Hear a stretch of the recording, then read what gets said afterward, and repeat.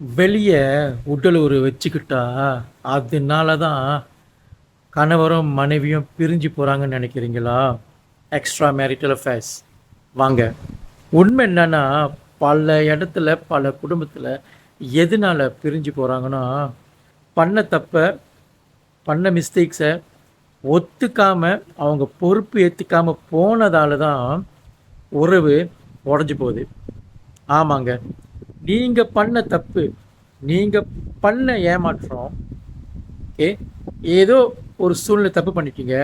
ஆனால் என்ன நடந்தாலும் ஏது நடந்தாலும் ஓனால தான் அப்படி செஞ்சேன், ஓனால தான் நான் அந்த முடிவு எடுத்தேன், ஓனால தான் நம்ம இந்த நிலைமையில் இருக்கோம்னு சொல்லிட்டு அதே விஷயத்த அரைச்ச மாவு மாதிரி 1 வருஷம் 2 வருஷம் 5 வருஷம் 10 வருஷம் நீங்கள் சொல்லிக்கிட்டு இருக்கீங்கன்னா, ஒரு நாள் இல்லைனா ஒரு நாள் உங்கள் கல்யாண வாழ்க்கை முடிஞ்சு போதோ இல்லையோ, உங்கள் கல்யாண வாழ்க்கையில் இருக்கிற காதல் செத்து போயிடும்.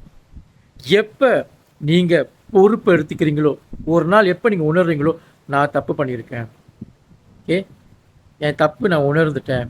உணர்றது மட்டும் முக்கியம் இல்லை, உணர்ந்துட்டு எப்படி மாற்றி நடந்துக்கிறீங்க.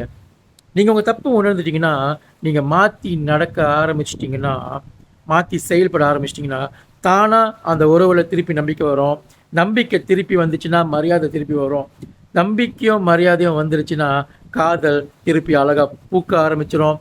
வேற என்ன, அவ்வளோதாங்க. உட்காந்து யோசிச்சு பாருங்கள், உங்கள் உறவில் நீங்கள் உங்கள் மனைவி மேலே மட்டும் நீங்கள் பள்ளி போட்டுக்கிட்டீங்களா, உங்கள் கணவர் மேலே மட்டும் பழி போட்டிருக்கீங்களா? அவங்கள்ட்ட காமிக்கிற கை உங்கள்கிட்ட திருப்பி ஒரு வேளை நான் என்ன தப்பு பண்ணுறேன் யோசிச்சு பாருங்கள். பீஸ்.